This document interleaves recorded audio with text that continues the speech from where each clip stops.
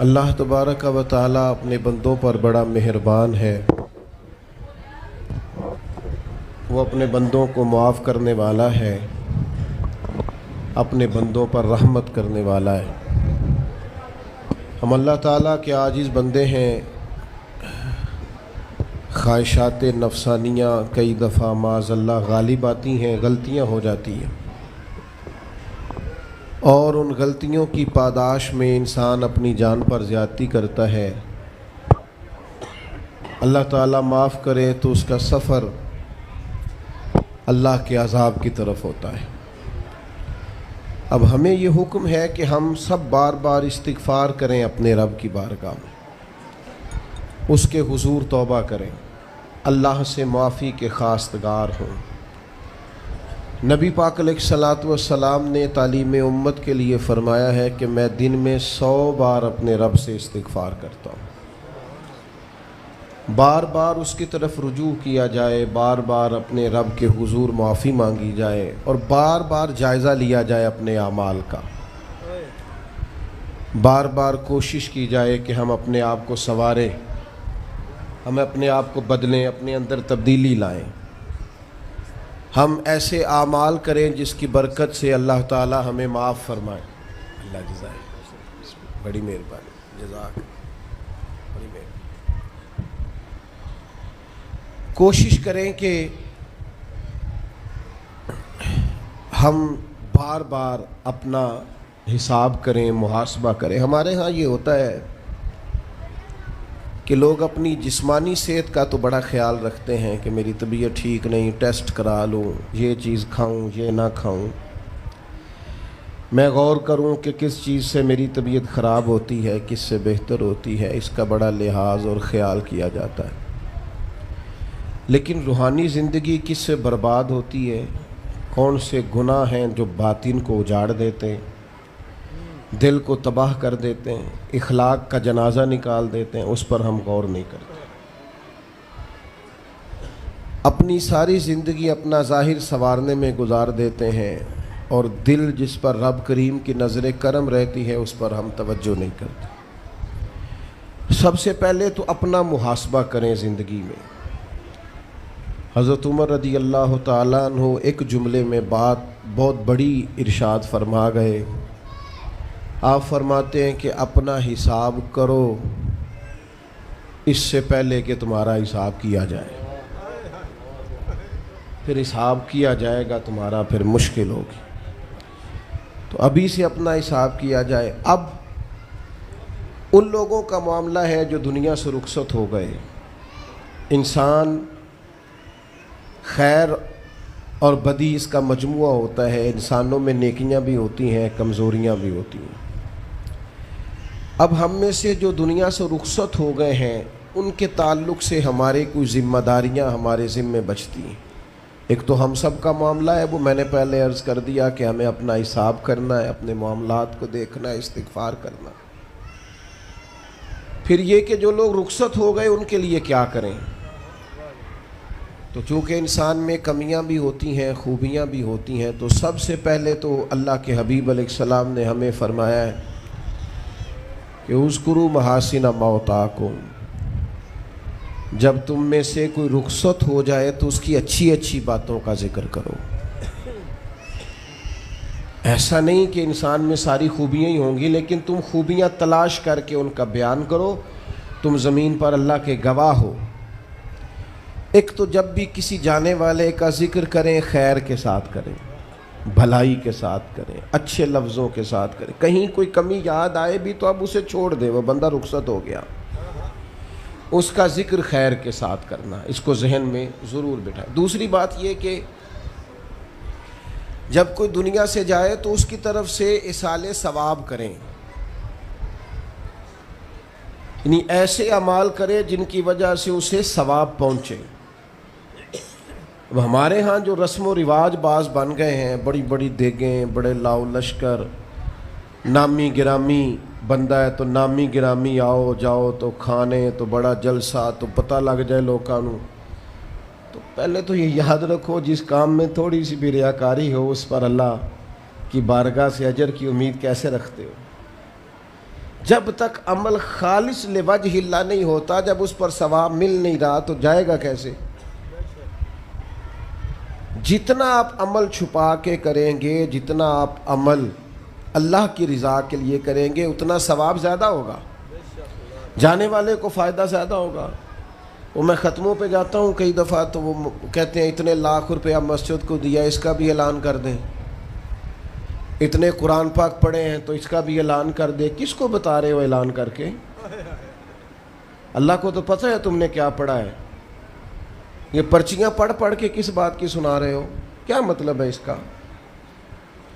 حضرت عبداللہ ابن مسعود رضی اللہ تعالیٰ عنہ فرماتے ہیں بعض ریاکار مر کے بھی ریاکاری نہیں چھوڑتے۔ حضور مر کے ریاکاری نہیں چھوڑتے، مرنے کے بعد کیسے ہوگی؟ فرماتے ہیں ان کی خواہش ہوتی ہے جنازے بڑے ہونے چاہیے، لوگوں کو پتہ لگ جائے فلانا گیا، مرنے کے بعد بھی تو دکھاوا کر رہا۔ حضرت ابو ذر غفاری رضی اللہ تعالیٰ عنہ کا جنازہ چند لوگوں نے پڑھا ہے، 4-5 لوگوں نے، اور حضور کے محبوب ترین صحابی ہیں۔ بڑا جنازہ بھی بڑی بات ہے، اللہ تعالیٰ توفیق دے تو اچھے لوگوں کے بڑے جنازے، لیکن کسی کا جنازہ چھوٹا بھی ہو جائے تو مطلب یہ نہیں کہ بندہ ٹھیک نہیں تھا۔ بات کی سمجھ آ رہی ہے؟ تو میرے عزیز، اصال ثواب کریں تو اللہ کی رضا کے محض پتہ ہوتا ہے محلے میں غریب کون ہے، اپنے والد اور والدہ کے نام پر غریب کو دے دیں، کسی مقروض کی مدد کریں، اس بیچارے کی جان چھوٹ جائے۔ آپ کوئی گلی ٹھیک کرا دیں جہاں سے لوگوں کا گزرنا آسان ہو، آپ کچھ ایسا نظام کر دیں جس سے لوگوں کے لیے آسانیاں پیدا ہو جائیں، لیکن آپ محض وہی کام کریں گے جس سے دکھاوا ہوگا تو کیا امید کرتے ہیں اس پر اجر کی؟ تو اصال ثواب دیکھیں قوم کو ضرورت کیا ہے، وہ والا اصال ثواب کریں۔ حضرت سعد رضی اللہ تعالیٰ عنہ نے جب آن کر کے عرض کیا تھا کہ یا رسول اللہ صلی اللہ تعالیٰ علیہ وسلم، میری والدہ کا انتقال ہو گیا ہے تو میں ان کے لیے کیا کروں؟ تو محبوب نے فرمایا کہ فلاں جگہ پانی کی قلت ہے تو وہاں کنواں کھدوا دے۔ معنی کیا ہے کہ اس پانی پینے سے اللہ تبارک و تعالیٰ تیری ماں کو اس کا اجر عطا فرمائے گا۔ صدقہ تو جس چیز کی ضرورت ہے آپ وہ چیز کر کے دیں، اور ختم چپ کر کے بھی ہو جاتا ہے، گھر کے اندر بھی ہو جاتا ہے، اکیلے بھی ہو جاتا ہے، اس کے لیے لاکھوں کروڑوں لگانے کی کوئی ضرورت بھی نہیں۔ چوتھی بات، تیسری بات، کوشش فرمائیں کہ جو نیکیاں جانے والا کرتا تھا وہ نیکیاں جاری رہیں، اس کے بچے، اس کی اولاد، اس کے سارے رشتہ دار ان نیکیوں، اگر وہ کوئی بھلائی کرتا تھا تو وہ بھلائی ہوتی رہے، وہ جاری رہے، وہ سلسلہ آگے بڑھایا جائے۔ ہم یہ کرتے ہیں کہ ہم خیر کے کاموں کو جاری نہیں رکھتے، بلکہ والد کے جانے کے بعد تو بچے بڑے سیانے ہوتے ہیں، وہ کہتے ہیں ابا جی کو تو بس وہ فلانا غریب بھی لوٹ کے لے جاتا تھا، فلانا بھی اپنی مجبوری سنا کے، تو ہم تو سیانے ہیں۔ او خدا کے بندے، حضور علیہ السلام نے فرمایا تمہیں جو روزی دی جاتی ہے وہ تمہارے کمزوروں کی وجہ سے دی جاتی ہے، وہ جو ضعیف کمزور لوگ تمہارے دسترخوان سے کھا جاتے ہیں ان کے سبب سے اللہ تعالیٰ تمہیں عطا کرتا ہے۔ تو اس لیے یہ تو کوئی طریقہ نہیں ہے کہ آپ کے بزرگ خیر کا کام کرتے تھے آپ نے چھوڑ دیا، تو آپ ایک کام یہ کریں کہ ان کی نیکیاں جاری رکھیں۔ اور چوتھی بات یہ کہ ان کے لیے دعا کریں۔ دعا ہمیں حضرت ابراہیم نے سکھائی ہے، سورہ ابراہیم میں موجود ہے، ربنا اغفر لی ولوالدی، یا اللہ مجھے بھی بخش دے اور میرے ماں باپ کو بھی، وللمؤمنین یوم یقوم الحساب، اور جس دن تو حساب لے اس دن سارے مومنوں کی بخشش فرما دے۔ ایک شخص نے نا حضور علیہ السلام کے سامنے دعا مانگی، اللہ مجھ پہ رحم فرما اور اپنے نبی پہ رحم فرما۔ حضور فرمانے لگے تو نے اللہ کی رحمت کو محدود کیوں کر دیا ہے؟ تو کہہ سارے مومنوں پہ رحم فرما، سب پہ رحم فرما۔ بھائی سب کے لیے دعا مانگیں۔ یہ 2-4 بچوں کا موبائل کا مسئلہ رہ گیا، باقیوں کا بیٹا بیٹھ جاؤ، پیارے بیٹے بیٹھ جاؤ، پتر بیٹھ جاؤ، آپ بھی بیٹھ جاؤ بیٹے، آپ بیٹھ کے بنائیں، اس میں کیا رجا ہے، کھڑے ہوتے ہیں بیٹا تو پچھلوں کو دقت ہوتی ہے۔ سنو، زیادہ غور سے سنو، میں تھوڑی تقریر کرنے والا مولوی ہوں، لیکن یہ اللہ کا فضل ہے کہ میں اگر 20 منٹ بات کروں گا تو اس 20 منٹ کے اندر آپ کو کوئی 20 سبق ضرور حاصل ہوں گے انشاءاللہ تعالی۔ ہاں، وہ کوشش ہوگی کہ وہ جتنی بات ہے وہ تربیتی ہے۔ وہ بعض دوستوں کا خیال ہوتا ہے لمبی تقریر کرے، میں کیا ہوتے وہ بندہ کر سکتا ہے جنہیں ایک شعر ہی 20 منٹ پڑھنا ہوئے، اجے مزہ نہیں آیا، اجے دوبارہ پڑھو، اجے رل کے پڑھو، تو وہ تو پھر 1.5 گھنٹہ بھی کام چل سکتا ہے۔ تو جس نے ٹو دی پوائنٹ بات کرنی ہو اس کے لیے تو 10 منٹ بھی بڑے ہوتے ہیں، اور ویسے بھی تقریریں پیٹ بھرنے کے لیے نہیں ہوتی، عمل کرنے کے لیے ہوتی ہیں۔ اب تو میں ویسے بھی ذرا مصروف زیادہ ہو گیا ہوں، بہت ساری جگہوں پہ جا نہیں پاتا، تو ایک جگہ میں گیا تو ایک بزرگ مجھے کہنے لگے پچھلی دفعہ تسی 40 منٹ تقریر کی تھی سی، عید کی زیادہ کرنی۔ میں کہا 40 منٹ والی تھی عمل ہو گیا جی۔ تو اگر تقریریں کانوں کی لذت کے لیے سننی ہے تو سنتے رہیں، پھر تو کئی راتیں لوگ جلسے سنتے ہیں۔ مقصود کیا ہے، نتیجہ کیا ہے؟ جو عرض کر رہا ہوں اس پر غور کریں، سب کے لیے دعا کریں۔ ایک بات خاص کرنے لگا ہوں، حضرت ابراہیم نے تو بخشش بھی سب لوگوں کی مانگی، حضور علیہ الصلوۃ والسلام بھی دعا کرتے تو امت کے لیے دعا کرتے۔ کبھی اپنے بھائی کے لیے بھی تو دعا کرو نا یار، اللہ تعالیٰ اسے بھی ذرا زیادہ روزی دے، بھتیجوں کے لیے بھی دعا کرو، بھانجوں کے لیے بھی کرو۔ توجہ ہے آپ کی میری بات؟ ادھر دیکھیں جی، غور کریں بات۔ ویسے دعا کرنی چاہیے کہ نہیں محلے داروں کے لیے کہ یا اللہ ادھر والا پڑوسی بھی امیر کر دے تو ایس پاسے والا بھی ہنس دے ہو ہاں نہ نہیں کر دے، یہ دعا مانگنی چاہیے کہ یا اللہ میرے پڑوسیوں کو۔ نہیں آپ بول ہی نہیں رہے، تسا کتوں منگنی دعا؟ منگنی چاہیے نا، مانگتے ہیں ہم۔ ایسی ہوا چلی ہے کہ ہر شخص سوچتا ہے تمام شہر جلے بس ایک میرا گھر نہ جلے۔ او خدا کے بندے کبھی محدود نہ کر خدا کی رحمت، سب کے لیے مانگ اس سے، وہ بڑا کریم ہے۔ تو کہہ یا اللہ سب کو دے اور سب کے صدقے ہمیں بھی دے۔ لیکن ہم نہ دعاؤں میں بھی اپنا ظرف اور حوصلہ بڑا نہیں کرتے، گنجائش پیدا نہیں کرتے۔ دیکھو داتا گنج بخش علی حجویری رحمۃ اللہ علیہ نے لکھا ہے کہ ایک بندہ نا حج کرنے گیا تو ہر جگہ دعا مانگتا تھا، یا اللہ میرے دوستوں کو نیک کر دے، یا اللہ میرے دوستوں کو نیک کر دے۔ عرفات میں بھی، مینا میں بھی، مزدلفہ میں بھی، بیت اللہ شریف کے پاس بھی، ہر جگہ یا اللہ میرے دوستوں کو اچھا کر دے۔ ایک بندے نے اسے کہا یار یہ عجیب دعا کرتا ہے تو، میرے دوستوں کو نیک کر دے، اپنے لیے بھی تو مانگنا۔ تو کہنے لگا اللہ کے بندے میں ہر وقت دوستوں کے بیچ رہتا ہوں، اگر وہ نیک ہو گئے تو میں بھی انشاءاللہ ہو جاؤں گا۔ ان کی صحبت میرے اوپر بھی اچھا اثر ڈالے گی، چونکہ رہتا جو ان کے بیچ ہوں۔ ہمارا علاقہ امیر ہو گیا تو انشاءاللہ ہم بھی ہو ہی جائیں گے۔ لوگوں کے رزق میں برکت ہوگی تو ہمارے رزق میں بھی تھوڑا سا نا کشادہ دل کریں ہر معاملے میں۔ اور سنیں حدیث پاک، نبی کریم علیہ الصلوۃ والسلام نے فرمایا جو دعا اپنے بھائی کی غیر موجودگی میں اس کے لیے مانگی جاتی ہے نا، اللہ وہ دعا جلدی قبول فرماتا ہے۔ اور حضور فرماتے ہیں جب تم اپنے بھائی کی غیر موجودگی میں اس کے لیے دعا مانگتے ہو، اللہ تمہارے سراہنے فرشتہ کھڑا کرتا ہے، اور فرشتہ کہتا ہے مالک جو یہ اس کے لیے مانگ رہا ہے پہلے اسے عطا فرما۔ تو کیسی سعادت کی بات۔ لیکن سینہ کشادہ کرنا پڑے گا، دل بڑا کرنا پڑے گا، حوصلہ بڑا کرنا پڑے گا۔ جب تک دل، طبیعت، حوصلہ یہ بڑا نہیں ہوتا اتنی دیر تک لطف۔ حضور کی ساری امت کے لیے دعا مانگیں کہ اے اللہ جتنے خوش عقیدہ ہیں محبوب کے غلام سب کو جنت عطا فرما، سب کے لیے کھول دے دروازے جنت کے۔ دعا اللہ کی۔ اچھا پھر دعا مانگنی بھی ذرا ذوق سے چاہیے۔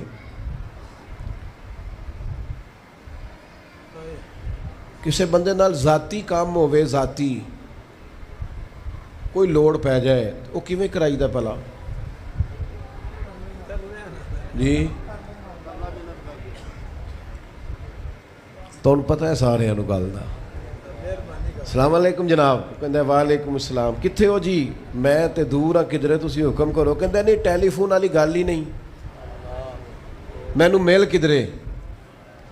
और रात को किसी वक्त कहता मैं 2 बजे आऊँगा, मैं जागना यार मजबूरी बड़ी है, तू भावें 3 बजे आ, मैं मैनू मिल के सौवी। फिर उसको जाके मजबूरी बताते हैं, कलियाँ कस्में उठाते हैं, और ये भी उसको कहते हैं बार बार कि मैं सारे दोस्तां संगियां साथियां साकां नू आख बैठा, तेरे तो बगैर गल को नहीं सुनी किसी भी। पूरा कायल करते हैं उसको, पूरा मजबूर कर देते हैं मदद करे। करते हैं कि नहीं? ऐसा लोग करते हैं ना। और तुम्हें पता है बंदा कैसे मानता है, मना लेते हो तो सीख जाओ ना रब कैसे मानता है। कभी बैठो ना अकेले मुसल्ला बिछा के और कहो ना उससे कि मालिक तेरे सिवा किधर जाए। किससे कहें, किसकी बारगाह में अर्ज करें? कौन है जिसके हुजूर जाएं? एक बुजुर्ग थे तो उनकी बड़े दर्द से दुआ मांगते थे, तो किसी ने कहा कि आपने दुआ मांगने का तरीका किससे सीखा? कहने लगे अपनी बीवी से। ना बीवी से कैसे सीखा? तो वो कहने लगे मेरी बीवी को कोई काम था घर का, कोई खर्चा उसने मुझे बताया, तो मैंने उसे कहा अभी मेरे पास पैसे कोई नहीं, आते हैं कहीं से तो देता हूँ, करा देंगे। औरतों की आदत होती है 2-4 दिन के बाद फिर याद कराया कि वो काम घर का होने वाला है, पैदा किया है, बता तेरी बारगाह में अर्ज न करूं तो फिर मैं किससे करूं। बंदे तो बात सुनते हैं तो फिर वो पर्दे खोल देते हैं, देते कुछ नहीं और लोगों को सुनाते हैं फलाना आया जी पैसे पे मंगदा है। एक संगी सी एक दफा ते उन्हें भाई ओदा तगड़ा चंगा, दूर किसी संगी को लोने को मदद लई थोड़ी। मैंने कहा यार तेरा भाई ठीक ठाक है? वो कहता देंदा ते है पर बदनामी बड़ी करता है, सब नू दस छड़ता है। इज्जत रब की बारगाह में बंदा अर्ज करता है तो बंदे का पर्दा भी रह जाता है और वो अता भी कर देता है। मेरे दोस्तों, दुआएं शौक से मांगो, दुआएं दर्द से मांगो। वो अकबर अलाहाबादी ने कहा था मुसीबत में भी अब याद खुदा हमको नहीं आती। दुआ मुंह से ना निकली, जेबों से अर्जियां ही निकली। दफ्तरों में दरखास्तें जमा कराने के लिए बड़ा वक्त है, उसकी बारगाह में क्यों नहीं बैठते? उसके हुजूर हाजिर क्यों नहीं होते जो पर्दा पोशी करे, अपने बंदों को नवाजे? और 10 मिनट निकाल के उसकी बारगाह में आ तो सही। हुजूर फरमाते हैं, रब कहता है मेरा बंदा जब मेरी बारगाह में हाथ उठाता है मुझे हया आती है, मैं खाली वापस कैसे करूं? जाते ही नहीं, अर्ज ही नहीं करते। दुआ तो मोमिन का हथियार है, ताकत है, बंदे की शान है। हर दुख सुख रब रसूल की बारगाह में करे, ताकतवर हो जाए। और फिर दुआ ज़ौक से करे, शौक से। मैं छोटा सा आदमी हूँ, सुबह मस्जिदों में ना कारी साहब के पास, हाफिज साहब के पास बच्चे सबक पढ़ने आते हैं, अलिफ बा ता सा। मेरी तरह का सबसे छोटा मौलवी भी सबक पढ़ा रहा हो ना, तो बच्चा सबक पढ़ाते इधर उधर देखे तो कारी साहब थप्पड़ मारते, कहते इधर तक कोई सबक मेरे से पढ़ रहा, देख उधर रहा है। और बात भी ठीक है कि वो बच्चा कैसे पढ़ेगा जिसका ध्यान ही नहीं, लफ्ज़ों की पहचान ही नहीं होगी। डांटते हैं उस्ताद इधर तवज्जो कर। अजीब लोगों ने रब से दुआ मांग रहे हैं, ध्यान किसी और तरफ है, दिल किसी और तरफ है, ज़ौक़ किसी और तरफ, तवज्जो ही कोई नहीं। मांग अल्लाह से रहे। बारगाह कितनी बड़ी है और रटी रटाई दुआएं चल रही हैं, दुआओं में बातें हो रही हैं। उनते बंदे दुआ दे टाइम भी मोबाइल नहीं बंद करते, ओदी भी वीडियो चाहिए उन्होंने, अल्लाह से मांग रहे हैं। उस वक़्त भी तवज्जो। हज़रत मूसा अलैहिस्सलाम ने अर्ज़ की रब की बारगाह में कि मेरी कौम अर्ज़ करती है मालिक तू हमारी दुआएं कबूल नहीं फरमाता। तो अल्लाह करीम ने फरमाया कलीम इनके लफ्ज़ मेरे साथ होते हैं, दिल नहीं मेरे साथ होते। जुमले रटे रटाए बोलना और दिल पता नहीं कहाँ गर्दिश कर रहा है। बात जो दिल से निकलती है असर रखती, पर नहीं ताकत परवाज मगर रखती। अब जो हम जाने वालों के लिए दुआएं करेंगे उसमें तो हमें चाहिए, आप पीर साहब से दुआ ज़रूर कराएं, अल्लामा साहब से ज़रूर दुआ कराएं, लेकिन जिस ज़ौक़ से पुत्र ने दुआ मांगनी है ना वालिद के लिए, وہ دوسرا کوئی نہیں مانگ سکتا. جو بیٹی نے دعا مانگنی ہے نا درد سے، وہ دوسرا کوئی. آپ خود دعا مانگیں، خود ختم شریف پڑھیں، خود تلاوت کریں. اسی بڑے منفرد لوگ ہاں. ہمارا یہ طریقہ ہے کہ ہم نے رویہ اس طرح کا بنایا ہوا ہے کہ قرآن شریف بھی کوئی اور ہی پڑھے گا ہمارے ابا جی کے لیے. او بھائی آپ بھی تو کوئی 2 سپارے پڑھے نا اپنے والد کے لیے. وہ میں اینے قرآن پاک پڑھائے نے، تو آپ کنے پڑھے نے بھائی؟ ایک بھی نہیں. وہ سارے مدرسے کے بچے. اور پھر آپ نے ناراض نہیں ہونا میری بات سے. قرآن پاک کے بارے میں نبی پاک علیہ السلام نے فرمایا جب تک دل جمے پڑھو، اور جب دل نہ جمے طبیعت تھکے تو چھوڑ دو. تے جڑا اسی بالاں نو بلانے آ مدرسیوں تو کہنے آ پورا قرآن پڑھ کے ہی اٹھنا جے، او دا کی مطلب ہے؟ ان کا دل کرے تو آدھا سپارہ پڑھیں، دل کرے تو 1 رکوع پڑھیں. آپ نے تو پابند کر دیا ہے. کس بنیاد پر پابند کیا آپ نے؟ آپ خود پڑھیں.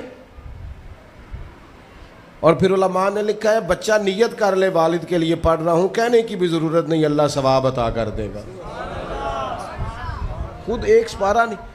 اور بیٹا بیٹی بھائی سنیں میری بات، اللہ آپ کو سلامت رکھے. میری بات سنیں. اب ہم نے کرنا کیا ہے؟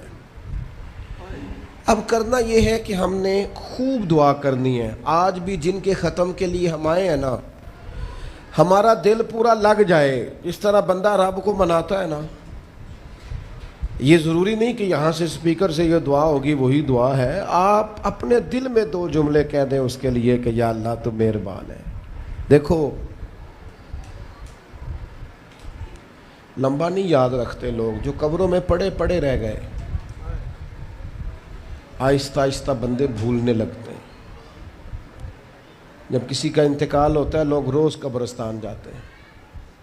پھر تھوڑے دنوں کے بعد یہ روٹین کیے. فرمایا قبر والا میری ماں، میرا باپ، میری اولاد میرے میرے میرے میرے لیے دعا کریں، میرے اپنے میرے لیے دعا کریں. وہ تو انتظار کر رہا. دوستو اپنے جانے والوں کا بہترین تحفہ ان کے لیے دعا کرو. میری والدہ میرے والد چلے گئے، کوئی مجھ سے پوچھے نا ان کے لیے کیسے دعا کرتے تو میں کہتا ہوں میری سانسیں بھی دعا کرتی، میری دھڑکنیں بھی دعا کرتی. ایک دن نہیں، ایک دن میں کئی دفعہ جب بھی خیال آتا ہے ان کے. قرآن مجید نے خود توجہ دلائی وَقُلْ رَبِّ ارْحَمْهُمَا كَمَا رَبَّيَانِي صَغِيرًا. اللہ کہتا ہے کہو اے اللہ ان دونوں پہ رحم فرما، جب میں چھوٹا تھا تو میری انہوں نے پرورش کی تھی. رب نے دعا سکھائی. بھائیو صرف مسلمان کا آج موبائل بھی آباد ہے، فوٹو بھی آباد ہے، اور دسترخوان بھی آباد ہے، اور ہوٹل بھی آباد ہے. جس چیز کو آباد نہیں کرتے وہ مسلح ہے. مسلح کمزور ہے، مسلح طاقتور ہونا چاہیے. وہ بندہ طاقتور ہے جسے اللہ سے جڑنا آتا ہے، دعائیں مانگنی آتی، التجائیں کرنی آتی. خوب دعائیں مانگیں، خوب اس کی بارگاہ میں حاضری دیں. آخری بات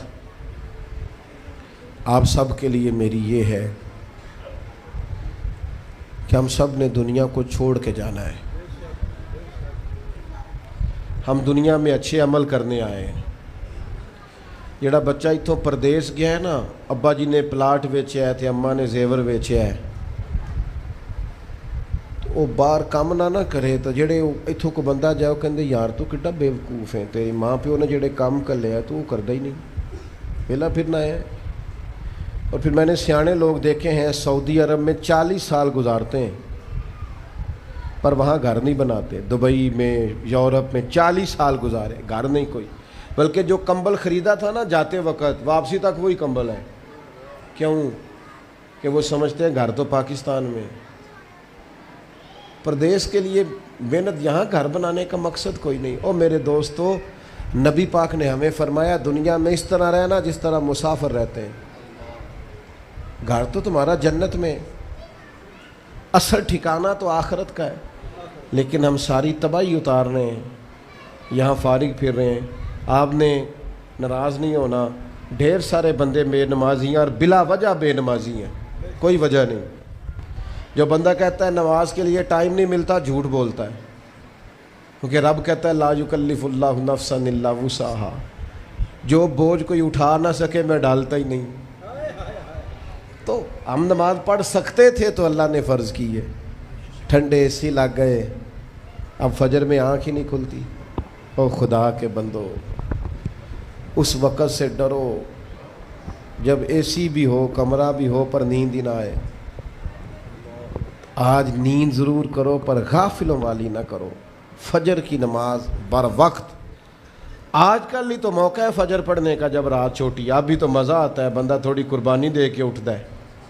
یہی تو ٹائم ہے کہ آپ وقت پہ آئیں.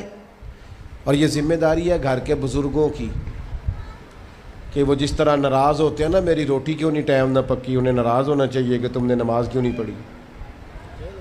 لیکن وہ ذات کے لیے ناراض ہوتے ہیں, دین کے لیے ناراض ہی نہیں ہوتے. اس پر ضرور توجہ کریں, بالخصوص اپنی نماز کا خاص. اور نوجوانوں سے کہوں گا, جو بندہ جوانی میں نمازی نہیں نہ ہوتا, بڑھاپے میں اس کے لیے عادت ڈالنا مشکل ہوتا ہے.